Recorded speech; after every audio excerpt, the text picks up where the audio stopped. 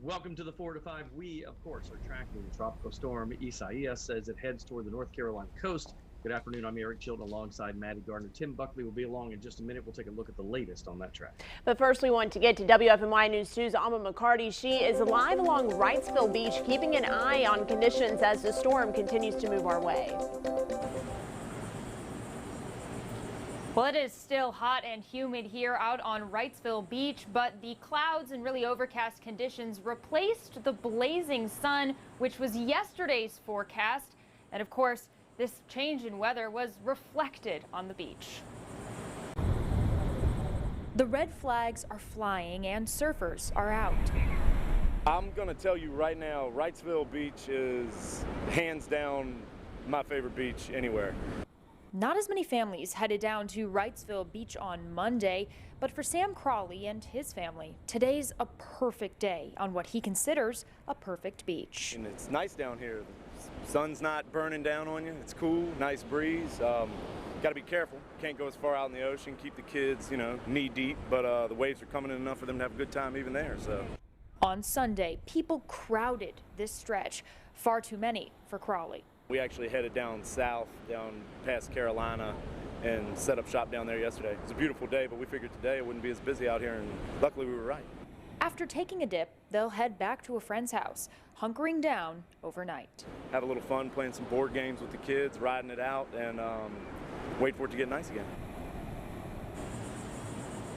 Like I said before, the conditions are overcast. The wind is picking up a little bit. We did feel some raindrops earlier in the day, but really no storm here yet. Now, Crawley and several other visitors and locals do tell me that they are going to ride this thing out, and they are hoping to return to normal life or to the beach as early as Tuesday or Wednesday.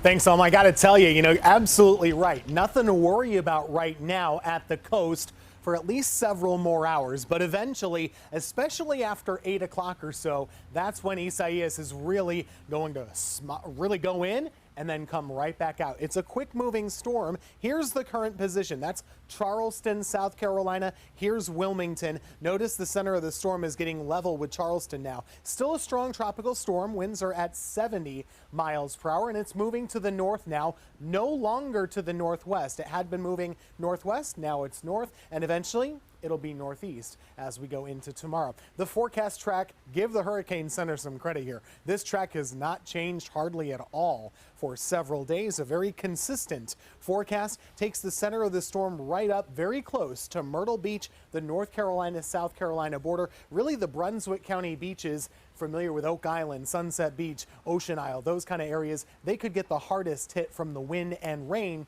overnight tonight. Meantime, if you're sitting at home here in the Piedmont Triad, we already had that first round of rain from Isaias. It's still sitting over you in Stokes, Forsyth, Yadkin counties, and we have another little band starting to develop here over in Chatham County. That'll be rotating in as well. Makes for some dramatic skies. We've had some wind, we've had some rain throughout the earlier portions of the day, but I got to tell you, overnight tonight, the majority of the wind and rain is going to stay out to the east of the Triad. So it's possible you might not see a lot of rain tonight if you're west of Greensboro here in the Piedmont. So here's what I'm expecting. We're looking at this storm really only through tomorrow morning. After that, it's out of here. We'll see 20-mile-per-hour gusts for most of us, maybe as high as 35-mile-per-hour gusts. Shouldn't have too many issues with power outages or flooding, as most of us will see less than 2 inches of rain. Of course, that all changes as you get closer to the coast. That is where the roughest weather will be. We have regular summer weather returning as early as tomorrow.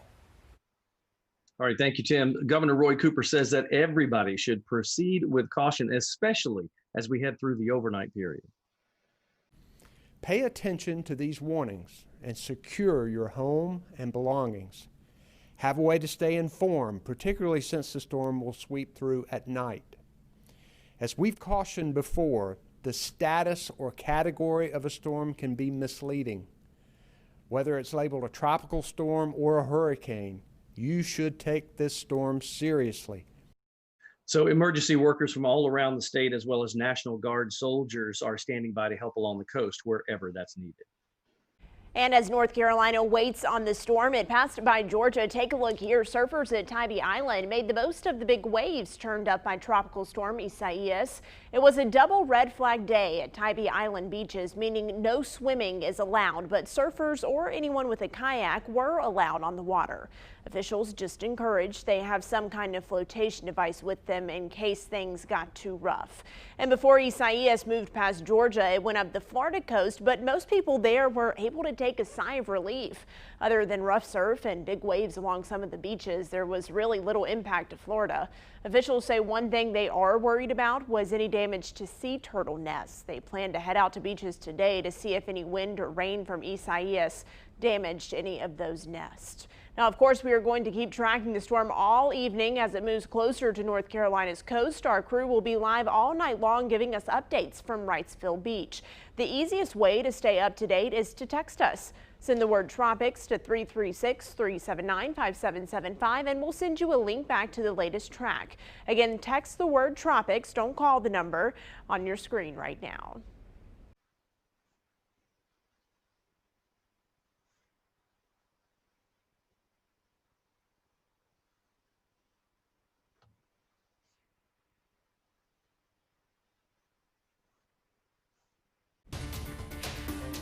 We'll get back with Eric Chilton in just one moment, but first let's get to your 4 to 5 roundup and more of today's top headlines.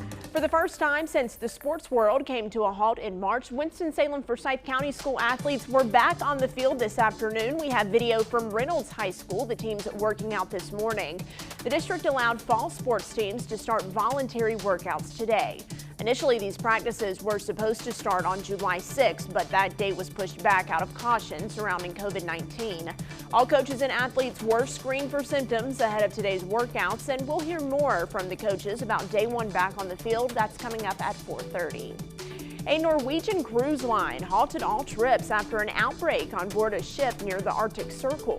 36 crew members and 4 passengers tested positive. The cruise ship was taking people to see polar bears, but it also acts as a local ferry, which is raising concerns that the virus may have spread to the towns along the ship's route. Cruise line officials apologized and said procedural errors were made leading to that outbreak. Microsoft is in talks to buy the U.S. portion of the popular video app TikTok. President Trump made headlines when he announced last week that he was looking at banning the app. TikTok is run by Chinese company ByteDance, and the president and his advisors have raised concerns about app users' data and privacy. Microsoft says they have talked about national security concerns with the president as they look at buying part of the app. And free tickets to a pop-up drive-in movie at the Greensboro Coliseum have sold out. Greensboro Parks and Rec is hosting the showing of The Goonies on August 15th. The movie is going to be projected outside of the Coliseum and audio will come through car radios. But because of COVID restrictions, only 300 cars are allowed and all of those spots are now reserved. More of the 4 to 5s coming up after the break, but remember we are live the entire time on Facebook, Twitter, and YouTube. Join our conversation there. We'll be back.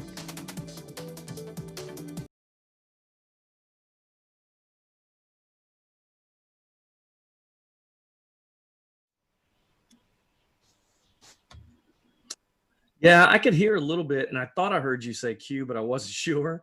And then my camera started like moving on its own. It's like it's a tilt pan zoom thing. Yep. How's that?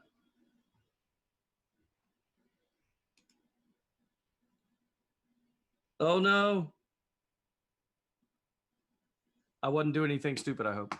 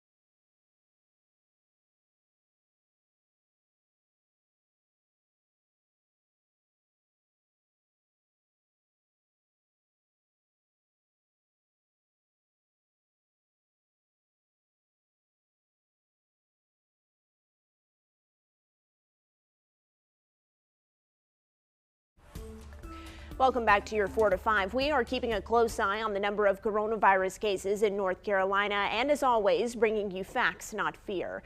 Governor Roy Cooper could launch phase 3 of the state's reopening plan as soon as this Friday, when the twice extended phase 2 is set to expire. He said in a press conference today he expects to make that decision as early as Wednesday. Of course, we'll keep you updated, but really it depends on the numbers here. So let's take a look at today's numbers. State health officials reported more than 1,300 new cases, bringing the total number to 126,000. As of last Monday, the state estimated more than 92,000 people, or 80%, had already recovered. Now, when it comes to the numbers of people testing positive during the last 2 weeks, 7 to 8% of daily tests were confirmed cases. That's lower than the CDC's average of 10%, but the state's goal is 5% to show the spread is slowing enough to reopen more businesses. Well, the pandemic's still an issue across the country, and now health officials are warning about the spread, especially in rural communities. CBS's Chris Martinez looks at the states that are now seeing new spikes. The CDC is citing a projection model that estimates more than 18,000 new coronavirus deaths nationwide in the next 3 weeks. What we're seeing today is different from March and April. It is extraordinarily widespread. Dr. Deborah Birx warns the nation's outbreak is entering a new phase, affecting rural areas. To everybody who lives in a rural area, you are not immune or protected from this virus. But many Americans still refuse to follow the guidelines. Nearly 1,000 people attended a boat party in East Peoria, Illinois this weekend, seemingly unconcerned about catching the virus. Definitely not. Not at all. And South Dakota is getting ready to welcome more than 250,000 bikers for the annual Sturgis Motorcycle Rally. In central Indiana, a school is temporarily closing 2 days after opening, after at least one staff member tested positive. There is a ray of hope in California, which has more confirmed cases than any other state. Hospitalizations in hard-hit Los Angeles County have dropped over the past week. Chris Martinez, CBS News, Los Angeles. A big part of eventually stopping the spread of coronavirus will be a vaccine. But even once one is available, the head of the World Health Organization says it won't completely solve the problem. A number of vaccines are now in phase 3 clinical trials, and we all hope to have a number of effective vaccines that can help prevent people from infection. However, there is no silver bullet at the moment. Another big topic of conversation online right now is who will get a vaccine first. There are more than 200 in development right now, but many are being worked on by British scientists. The UK has already paid for the first 100 million doses produced. The U.S. has paid for doses too, but we'll have to wait until after Britain gets theirs. The U.S. government has already made a deal with Pfizer to get 100 million doses of the vaccine it's working on. While higher income countries have access, health experts say developing countries will need help getting access to those vaccines. So, home buying can be very complicated, but the pandemic, that's really a game changer for the whole process. We'll show you what's changing people's minds about what they're looking for in new homes right after the break.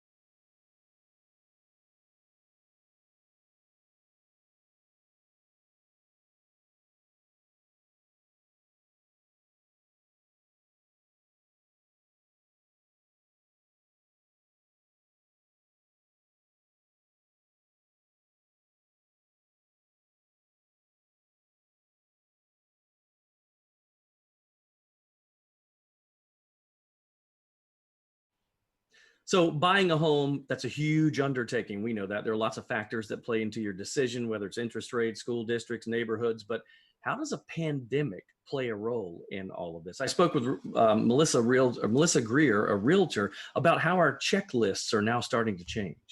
Melissa, it seems like the pandemic has changed everything, including how we're viewing our homes. So people are kind of changing what they're looking for in homes. Explain this. Well, I think people are spending so much time at home, more so than we ever have. And I think now more than ever, people are looking for houses with pools. They're looking for houses with in-home gyms because some of the gyms have still not yet reopened. Anything that makes the home more comfortable and livable, they're looking for that. And it's funny, pools are looked at as luxuries, and a lot of people thought, like, I don't want that headache, but you're saying that's completely changing now. I would think maybe even basements might be something people are looking for. Anything like an outdoor space, that's always, probably the past 5 years, that's been really important. Any bonus rooms, basements definitely, and people are finishing basements that have had them unfinished for a while. So, and then we're even seeing detached buildings that could be a studio or in-home office space, which is a big deal because so many companies haven't opened back up for their employees to come back. I never thought about that. Not only are we nesting from a family standpoint, doing more at home, but we're working from home. So yes, a home office would be a plus at this point. This weekend, I actually worked with a couple, and both of them feel like from now on, no matter what, they'll be working at home. So we were looking for a house that had 2 home offices, and that's becoming more and more prevalent. So it's the basement space, the bonus room, having a separate living area, all of that comes into play. Any room, of course, I use my dining room when I need a home office, but any room that can be used that way, we're starting to see them used that way. That's awesome. Melissa, thanks for your time today. Now I feel like I got to go out and buy a pool. I wish. Yeah, I asked you on Facebook, what if you were buying a home right now, what would you be looking for different than you would have, say, last year or so? So here's what you had to say. Scott Miles chimed in and said, I like his way of thinking here. A built-in theater with a popcorn machine, so me and my wife would still have a date night at home. That's pretty cool. Mavis says trees, a huge deck, basement, 4-car garage, all the things I don't have now, but I am pretty content with what I'm blessed with. Amanda says a barn, chicken coops, and turkey barn, and a dog area with a climate controlled building. Goodness, she's going to add on there. She said, so I could rescue a lot of animals. Good thoughts. Barbara says privacy fence all the way around. Pat Lewis, Ruth said simply just furnished basement, need to finish the basement there. And Teresa Galloway wants to have some fun. She said a game room, but I do understand now it's kind of all about, building your home up because that's going to be your center of the universe for a while. I just wish that I had a bigger balcony and outdoor space, Eric, just so I can get outside when the weather's nice and kind of get some fresh air after working inside all day. And I'm big on outdoor spaces. I really want to redo our back one day when we have the money, but because I like big entertaining spaces out back where the family can hang out and do, the grill and the fireplace and all that stuff. I love outdoor living spaces. Yes, just some fresh air every now and then does the body good. All right, still ahead, mission accomplished. 2 NASA astronauts back on Earth today after a splashdown landing that's not happened in decades. The message they had after their safe return. That's next.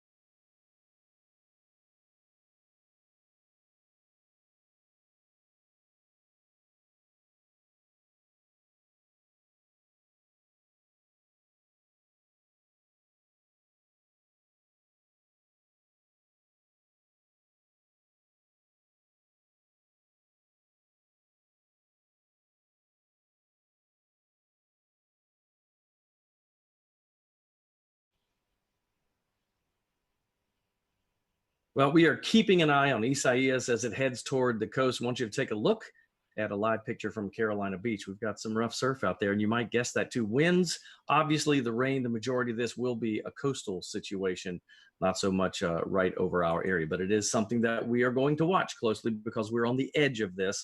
The storm is moving at a pretty quick rate of speed, by the way, and it'll be moving in late tonight, overnight, and into tomorrow. All right, let's look at our forecast and talk about what we'll see here at home. 70 degrees for our overnight low tonight. That's very comfortable. Rain is likely, but we think really the eastern half of the viewing area. Of course, the closer you get to Raleigh and the coast, the worse it gets. So we're right on the edge there. Tomorrow, some clearing. It'll be breezy, but still warm at 86 degrees. That's actually a far cry from those low to mid 90s we were seeing a week or so ago. Bands of showers moving in from the southwest back up to the northeast, and they've been moving through kind of wave after wave. Again, when you look at this storm system and kind of a bigger picture here, you can see that this is going to hug the coastline, we think, as it makes its way back up to the north. And the broad picture here just shows that we're just seeing some of the outer bands coupled with a cold front. So there's a cold front on the left side of that is helping to steer this storm away from us. And with that stationary front, somewhat stationary, it will drift by over the next day or so. And we should be thankful for that, because even though it gives us a little rain here in the Triad, it does steer that storm back up to the north and to the east. So again, look for some clearing tomorrow in mid-80s. A historic journey from space back to Earth. 2 NASA astronauts left the International Space Station on Sunday and splashed back down to Earth. It is the first return from space that's looked like this, landing in the water in decades. Our sister station in Houston has what those astronauts said once they safely made it home. Unlike its launch 2 months ago, where weather proved problematic for the astronauts, splashdown. The SpaceX Dragon Endeavour was returned to Earth without a hitch. Fast boats rushed out to the capsule, rigging the vessel, then pulling it to dry land. The team's currently working with a few private vessels in the area. NASA astronauts Bob Behnken and Doug Hurley spent the last 62 days on board the International Space Station, completing more than 1,000 orbits of the Earth. Shortly after splashdown, the astronauts let the NASA surgeon know both were well. From the PLC, I just wanted to thank you guys for bringing us home safe before I disembarked from ship Endeavour. I'm sure Doug will have some good words for you guys as well, but thank you for doing the most. In Houston, crowds gathered at the Johnson Space Center to watch. For only the second time in a decade, NASA astronauts were launched from the Earth and safely returned from space.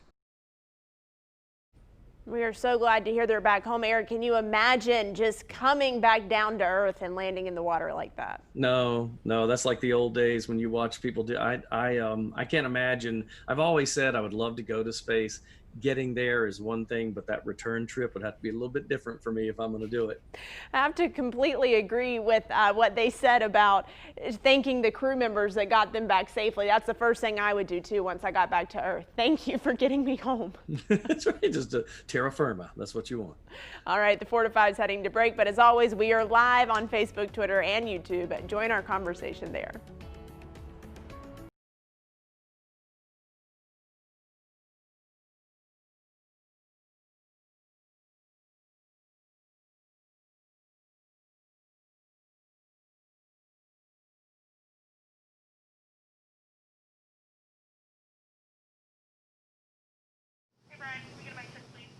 Sure. Mic check, 1, 2, 3. Mic check, 1, 2, 3, 4 to 5. Mic check, 1, 2, 3.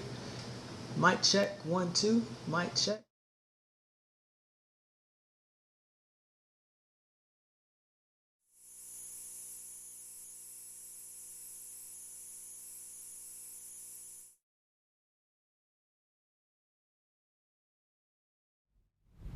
Hey, ice cold milk and an Oreo cookie, they forever go together.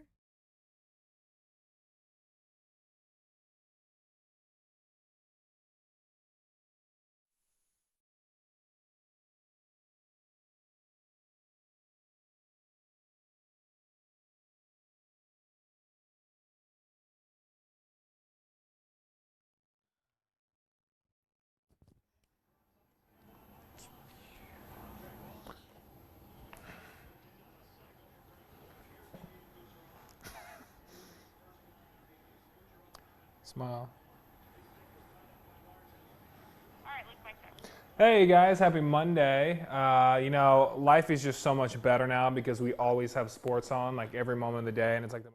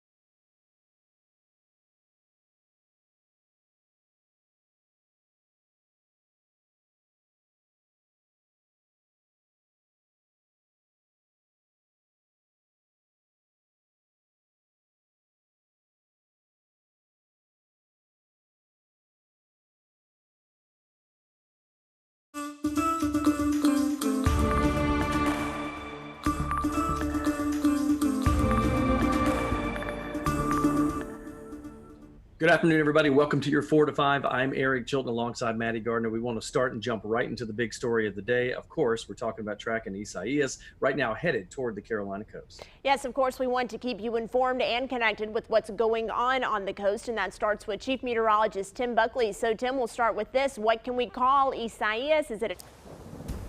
Yeah, I think what you're trying to say, is it a tropical storm or is it a hurricane? And that's a really good question because right now we're waiting on the new numbers at 5 o'clock. We'll get new numbers from the Hurricane Center, and I'm pretty sure it's right on the edge between those two status. Right now it's still sitting at 70 miles per hour, so technically a strong tropical storm. And here it is moving just off the coast of Charleston, South Carolina. There's Wilmington, this is Myrtle Beach, and it looks to me by eye that it is now starting to make a northeastward track, which would be putting it coming ashore somewhere right near the Brunswick County beaches, near Sunset Beach, Ocean Isle Beach. Those areas looks to be where landfall happens tonight. Right now, winds, as I said, just shy of hurricane status, but the current forecast from the Hurricane Center does intensify it to that Category 1 strength with just 5 miles per hour more than it is at this time. Just looking throughout the day, it does appear to be more organized, which means that system will have a big punch with wind,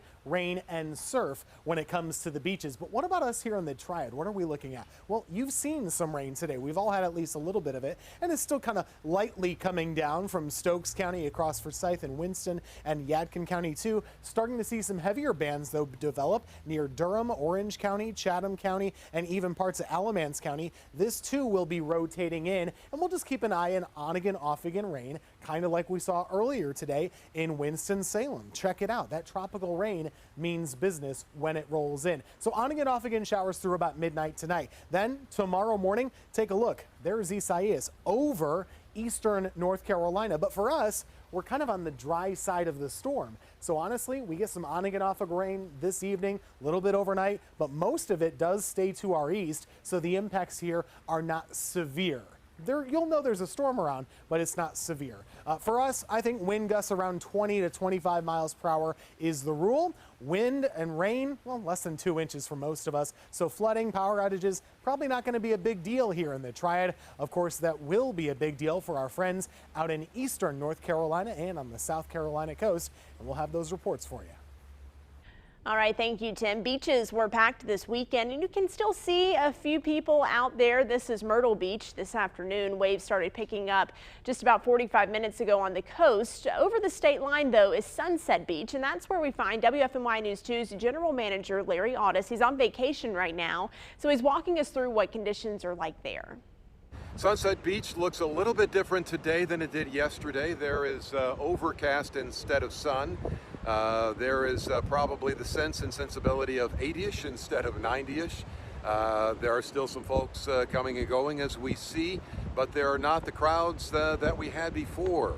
Sunset Beach as ready as can be between beach and house is the buffer zone that's here that should manage surge, water surge, and in this case 1 to 3 feet likely to do the job, but there can be tornadoes, there can be debris, there can be other problems that come about.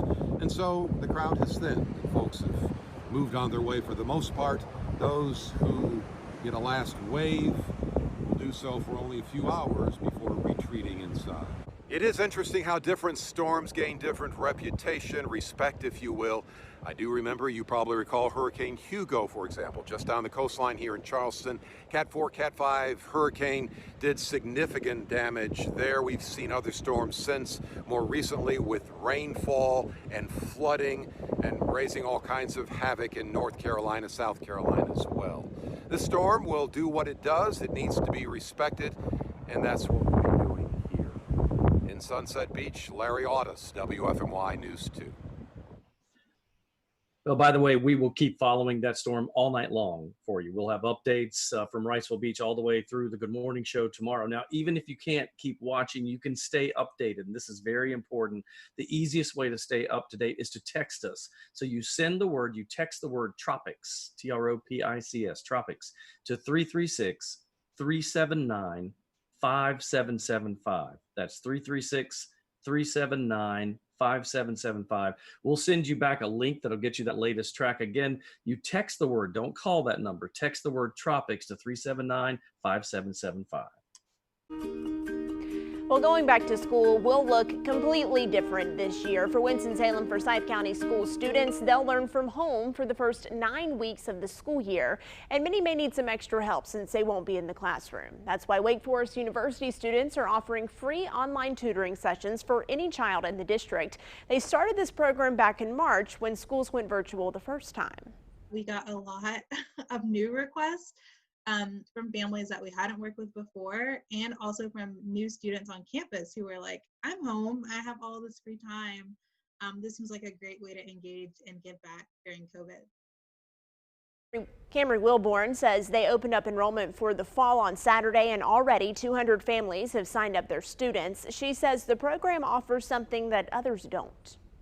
A lot of times with tutoring and mentoring programs, staff or teachers are deciding what kind of content the student will be working on, and it really kind of isolates or leaves out parents, and they don't really have a voice. So what I really like about our program is that our tutors really work with the families and the parents one-on-one to figure out what are some best ways that your child learns, what are some areas that they need to improve, how can we structure the session to make sure it's productive for them in the way that they best learn. Now, there are a few spots left and you can enroll your student online. I'll link you to the form on our website. There are no requirements, and again, this is totally free.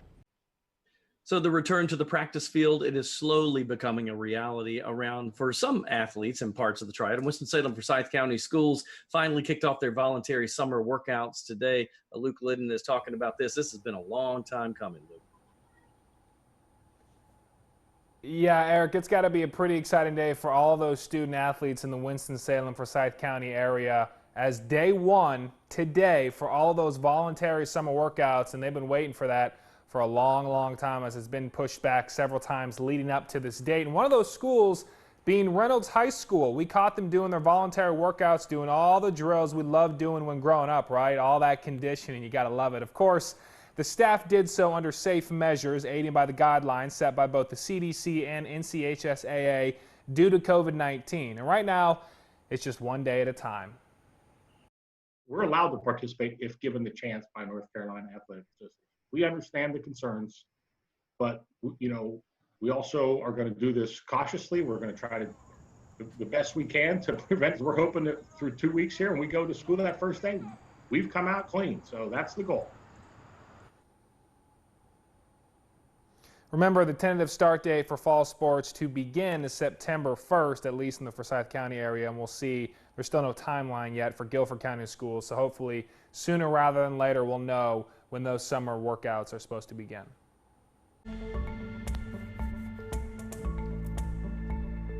All right, I'm on a game show kick, I guess. I like it. So Friday we had a game show. Right now we're going to have game show too. Okay, so Maddie, TGIF, it means? This is cruel, Tanya, but it means thank God it's Friday. Yes, which is kind of sad because it's not Friday. Right. But you got it right. And I'm sure you got it right at home too. Okay, so the next one, right? IDK. That stands for? I don't know. Right, I don't know. But she does know. Yes. But she does know. Okay, and last but not least, something that we have all gotten very familiar with, the WFH. Work from home. Work from home. Okay, that was not a trick question, right? But here's the thing. Work from home also means something else.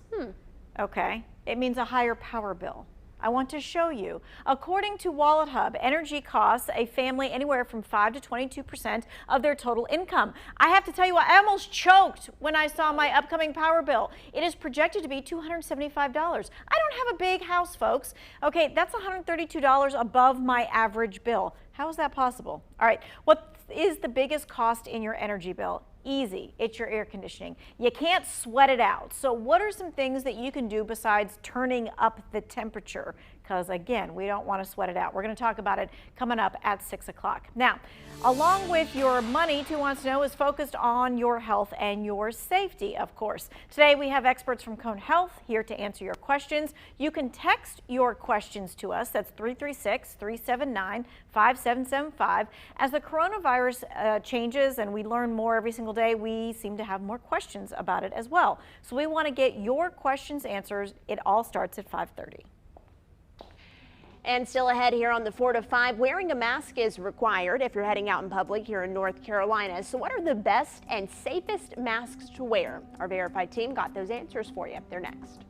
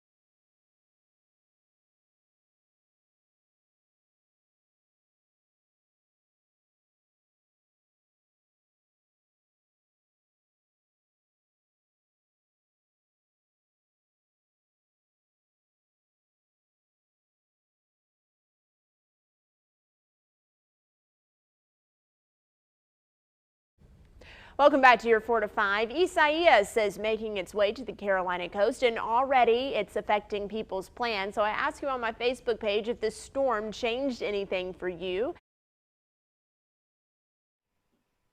Let's take a look at what you had to say. So Tom Green said, I work for the National Weather Service. So yes, Isaias changed my work schedule. Good luck, Tom. Angie Clyburn Gardner said, yep, I had to cancel my boat rental. So bummed. Bobby Odom said, yes, I was going to do a job outside, but now I have to skip that one and work inside on another job. But Trip Miller said, no changes to my plans. Maddie still walked downstairs and logged on to work this morning. Yeah, work from home means you can stay inside and get your work done, Eric. I'm so bummed for these families who had to change their vacation plans because many of them had to cancel plans and reschedule all summer. They thought about the best ways and the safest ways to take this family vacation. And of course, the hurricane comes because it's 2020.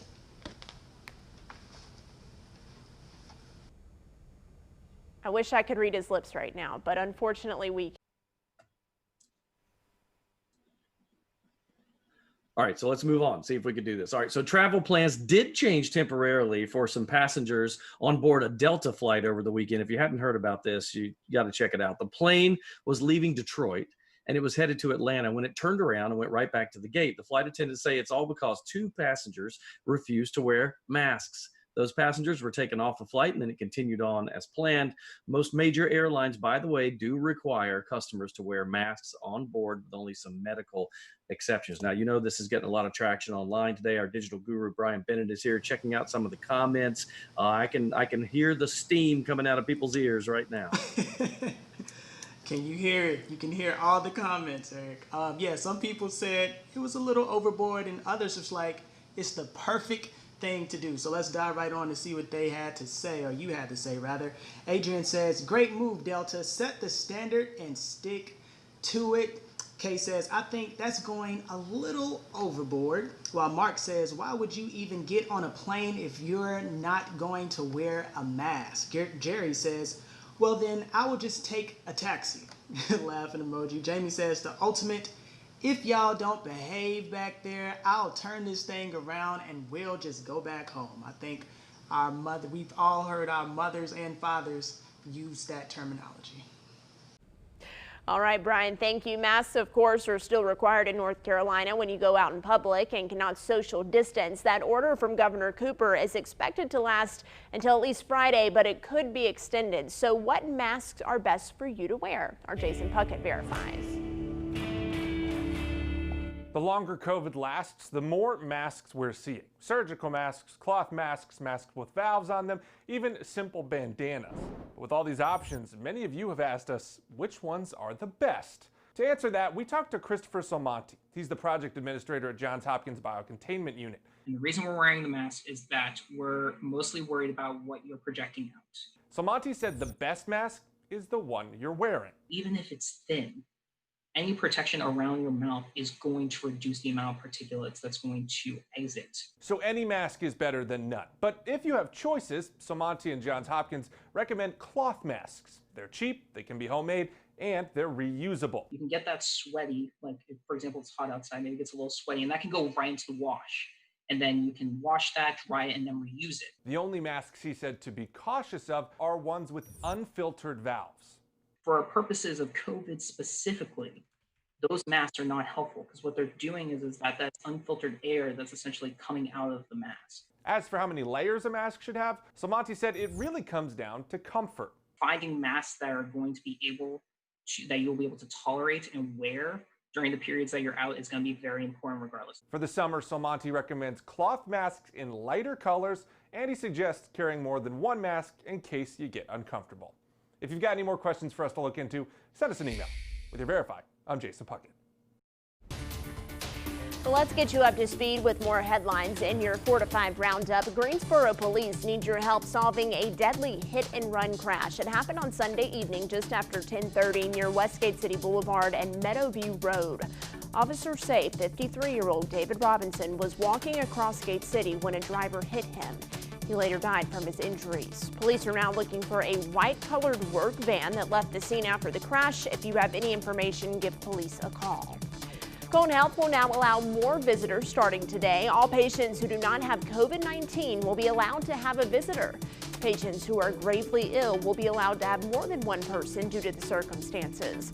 All visitors will be screened for coronavirus before going inside of the hospital, and you can find visitor hours on the hospital's website. Cone Health limited visitors earlier this year because of the pandemic. Well, more retailers filed for bankruptcy this week, and this time it includes one of America's oldest stores. Lord & Taylor, which was founded in 1824, filed, as well as the owner of Men's Warehouse and Joseph A. Bank. Many of these retailers say sales were struggling as online shopping grows in popularity, and then the economic downturn due to the pandemic only made things worse. More of the 4 to 5 is coming up right after this break. Stick around.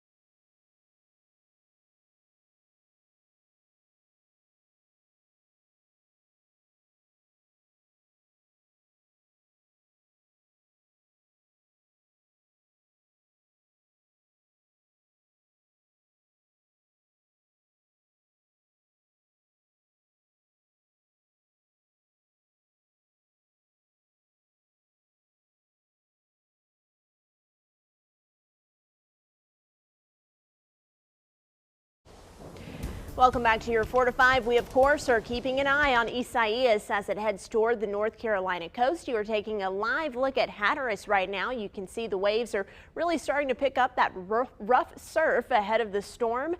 Isaias is expected to hit the North Carolina coast sometime this evening into tomorrow morning. We have a crew in Wrightsville Beach, and we'll give you a live look at that coming up at 5 o'clock. But Eric, a lot of people still confused about how to say this storm's name. Yes, I've been getting messages and emails on how to pronounce, Isaias is how you say it. Well, I thought it might be interesting. Let's go to my two youngest, my 10-year-old son, Tyler, my 7-year-old daughter, Drew, and let them have a shot at it. Take a look. So I'm going to give you this word. This is the name of the hurricane that's moving along the North Carolina coast. Hold that. How would you read that name?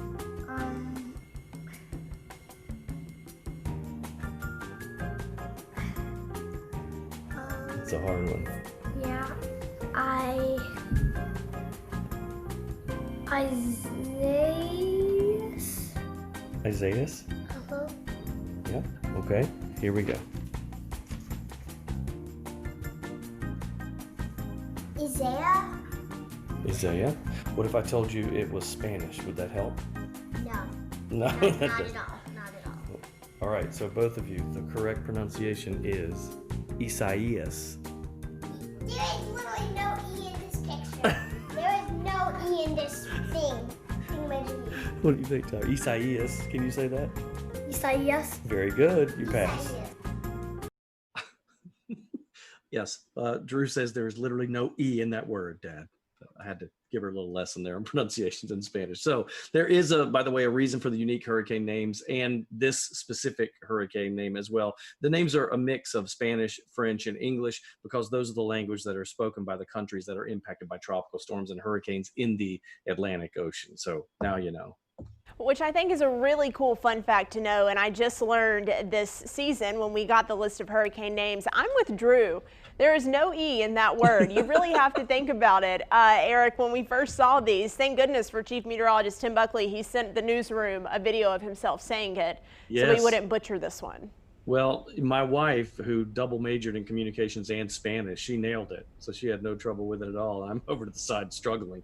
She helped me through it, that's for sure. All right, let's talk about our forecast. Will that storm, Isaias, affect, so you got to practice saying it, will it affect our forecast? The answer is yes, with rain, but it's not going to be anything like they'll see down east, that's for sure. Here's what the radar looks like locally.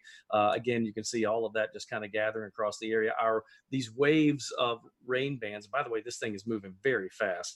They'll be moving from the southwest to the northeast, so the opposite of what we normally see. But here's the broad picture that you get the idea. A lot of rain down east, and for us, we'll see scattered showers. We may get a ½ inch to an inch and a half or so, isolated pockets of more. But rain will leave us. Gradual clearing tomorrow. It'll be breezy, mid to upper 80s, folks, for the next week solid, and every day a slight late day shower or thunderstorm chance. Very typical summertime forecast once we get through the next 24 hours.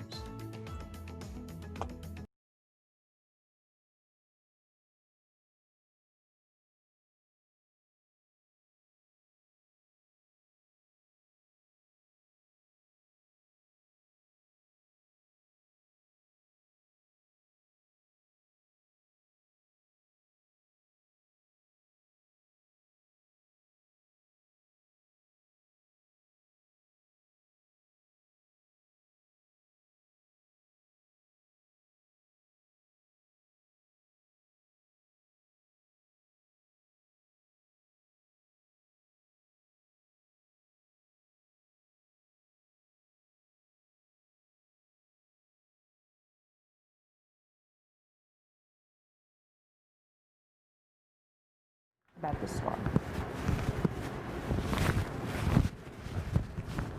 Hey Callie, it's Alma. We are on a balcony. We are going to be doing a live shot here.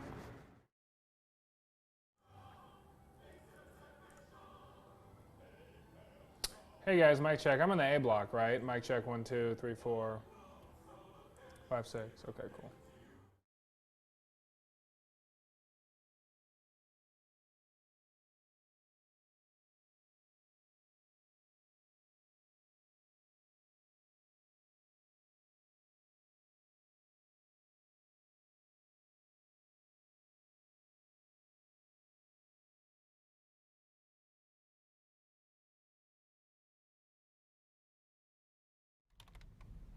Hey, ice cold milk and an Oreo cookie, they forever go together. Hello, hello, hello. Mic check 1, 2, 3. Do you have what you need on Max 2? 1, 2, 3, 4, 5. Great, excellent.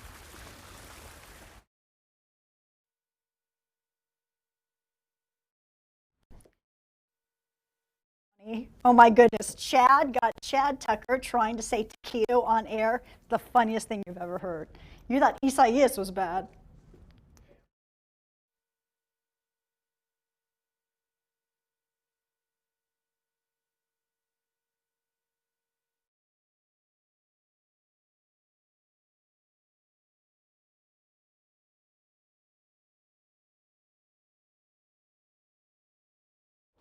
Hi, Maddie. Let's do a mic check. Mic check 1, 2.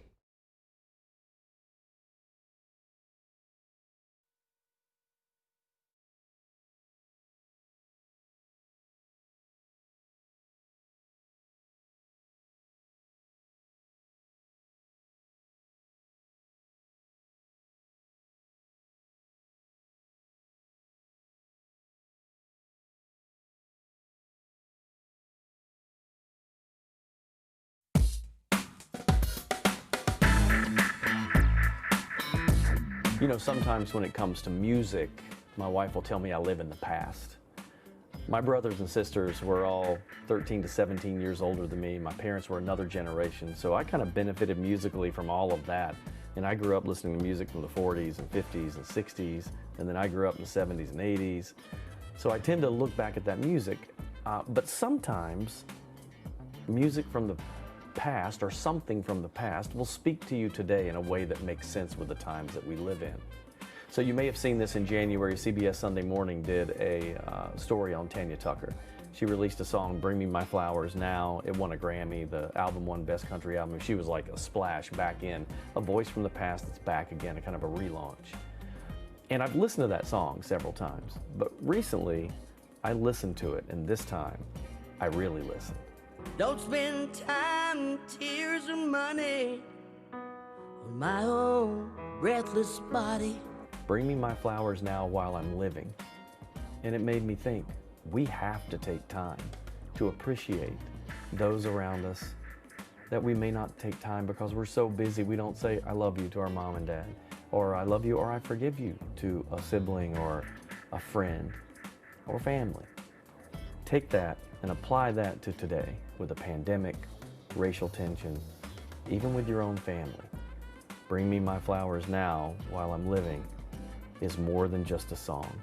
It will speak to your heart in a lot of ways that apply today. So if you do nothing else today, even if you not necessarily a country music fan, listen to Bring Me My Flowers Now. Close your eyes and see what that message tells you.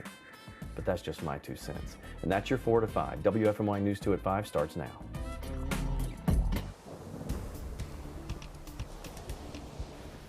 Isaias is getting closer to North Carolina. This is a live look at Wrightsville Beach, where the rain is really starting to move in. Of course, the storm skirted the Florida coast, bringing rain and a storm surge. Our chief meteorologist, Tim Buckley, joins us live now in the Weather Garden. Tim, I understand you just got a new update about